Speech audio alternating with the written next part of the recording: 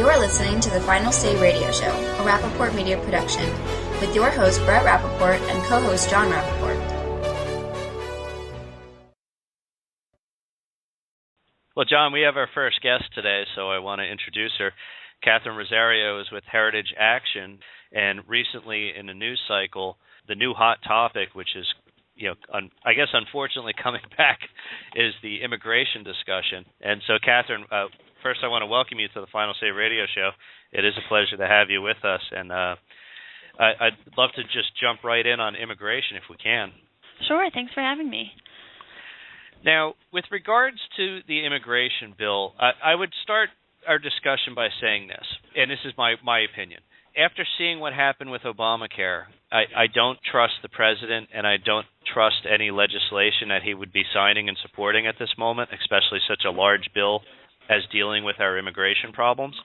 And so I'd hate to say this, but I'm willing to wait 3 more years before we do something reasonably or on this issue, because I'm afraid of what will happen if we do address it now. And so I'm sure you'll have something to say with regards to that. But what are your thoughts on the immigration bill? Well, we agree. We're in exactly the same place right now. What we say is whether the House and Senate pass immigration reform in 2014 or 2015, if it includes amnesty or even if it doesn't, can we trust President Obama to faithfully enforce those laws? We simply can't, based on, like you said, what he did with Obamacare. He's enforced it very selectively. He's, changed it at will. There's been no accountability on that front. We saw the same thing in 2012. He told the Department of Homeland Security that they didn't have to uphold the law against the Dreamers, and that wasn't going to be executed because it just doesn't fit with his ideology. So he hasn't given us reason to trust that he's going to faithfully execute the laws.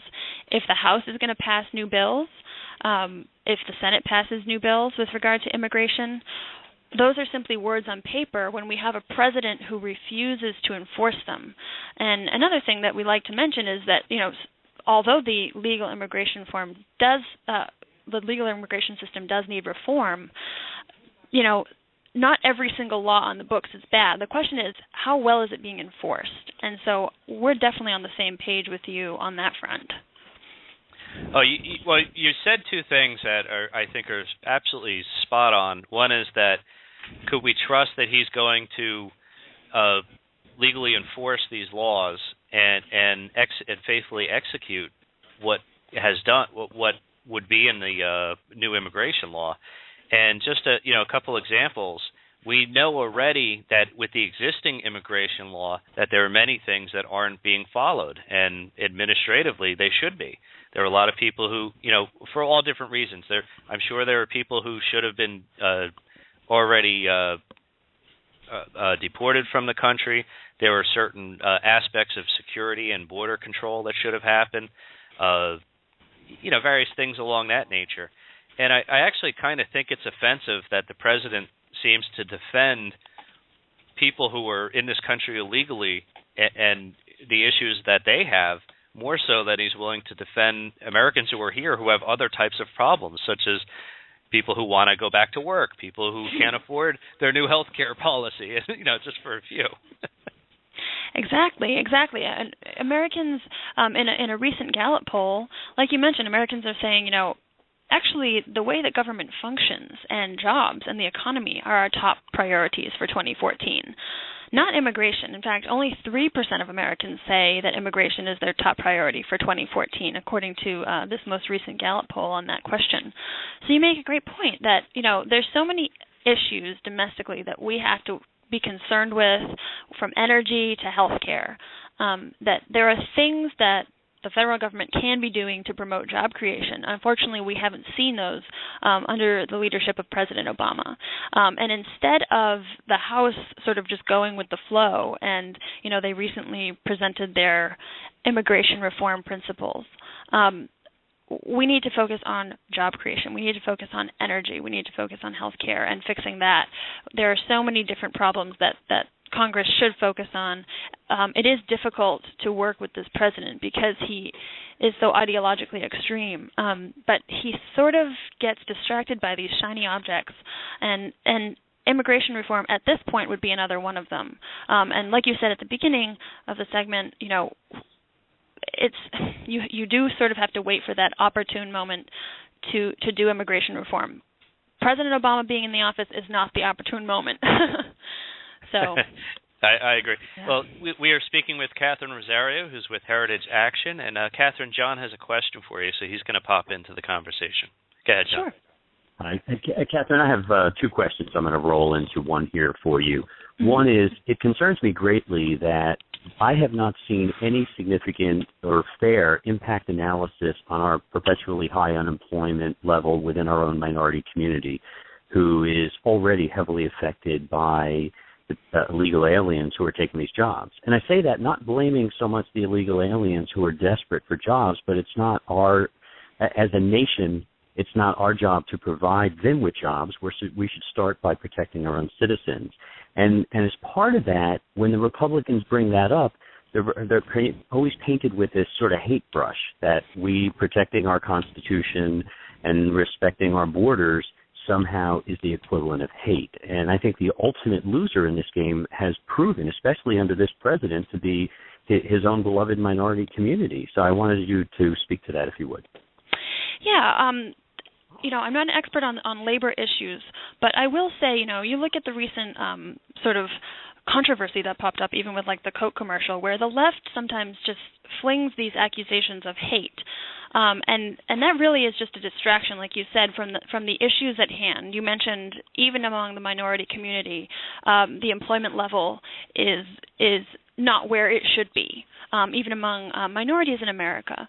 So, with legal immigration, we have to look carefully at the issue of employment and what is that going to do for jobs in the United States of America. To those, whether they be immigrants that came here legally or current American citizens, what is that going to do for our jobs and our economy? With a stronger economy, we're going to have more jobs. We're going to have more opportunities for people to find new jobs and climb that economic ladder. So as long as the left is sort of flinging these accusations of hatred, that's not getting us anywhere, and that is not even reflective of that's just not a classy way to go with this debate. We look at what the left is trying to do with the minimum wage, raise the minimum wage. There's great labor policy analysts here at the Heritage Foundation, and there's other pundits that have written about this that say, hey, people aren't earning their entire life's income. The percentage of people that are in minimum wage jobs for their whole life is rather low. Oftentimes, it's people, young people, teenagers that are starting out their life that are trying to just start moving up the economic ladder for the first time, or just, get that job to pay some bills. But what we're seeing with President Obama focusing so much on raising the minimum wage, for example, he's not considering the long-term effect on workers that those opportunities are going to be closed to them. So it's so sad when we see the left sometimes fling these accusations when really the policies that the left is promoting are actually hurting those people with low-income jobs, whether they be in minority communities or otherwise. So it's really disheartening to see the lack of leadership on that front and the sort of confusing message from the left. They say that they want people, with those low-income positions to have more opportunities when really raising the minimum wage, for example, would prevent some of these individuals from even having an opportunity to rise the economic ladder in the first place. Yeah, that's absolutely right. And I'd like to add to what you were just saying, Katherine, is that, when I was younger, the jobs that paid minimum wage, which, by the way, it's only a few percent of all jobs in total that pay a minimum wage rate. And, but you're a kid in high school, maybe you're 14, 15, 16, you're getting your first car, so you go work at McDonald's or a local restaurant or whatever it may be, and you get minimum wage, but you never expected that to be somewhere you're going to spend 30 or 40 years working. You were going to, Exactly. Get through the first couple of years or last couple of years of high school, maybe a couple of years in college, and then you move on to something that hopefully pays 2, 3, 4 times the rate, and you go about your life.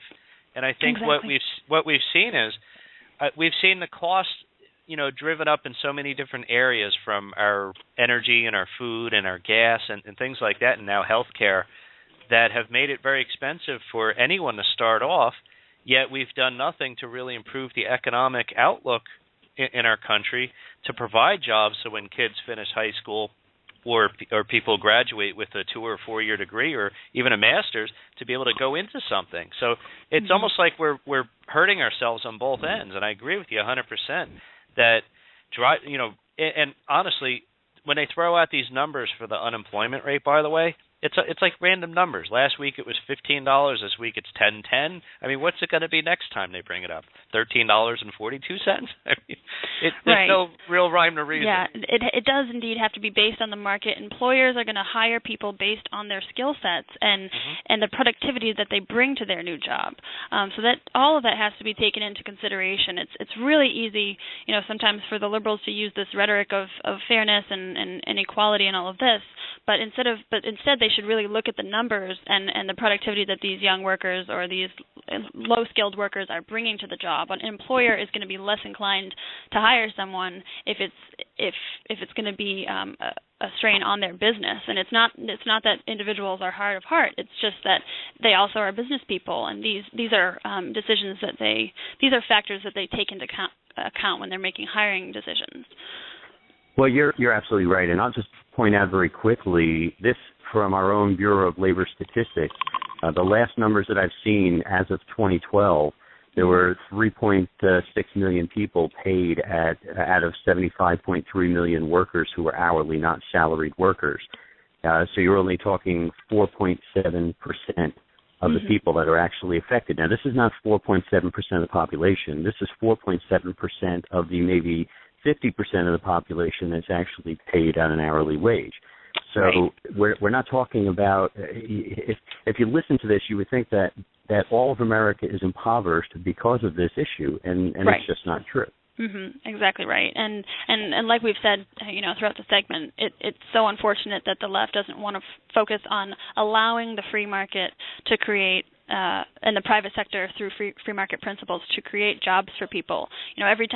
Almost every time for the last several years that we've seen, these labor statistics of people, sometimes when unemployment has gone down a little bit, oftentimes it's because people are leaving the labor market altogether, and those people that leave the labor market aren't included among the unemployed in those statistics. So the picture, unfortunately, throughout President Obama's time in office has become increasingly grimmer for many Americans seeking jobs.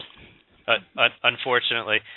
Katherine, I just wanted to say that we have a few minutes left with you, and I wanted to take this opportunity to just touch on the Farm Bill real quick.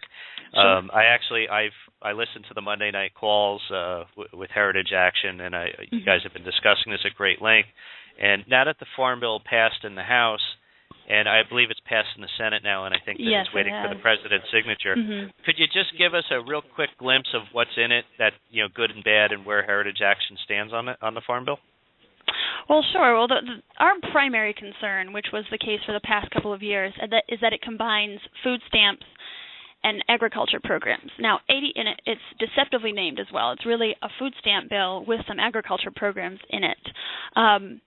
Some of the more egregious agriculture programs are, the crop insurance, which is extremely expensive for taxpayers. We're subsidizing a huge percent of insurance for farmers, and oftentimes it's very big, wealthy farmers with, very big, successful farms.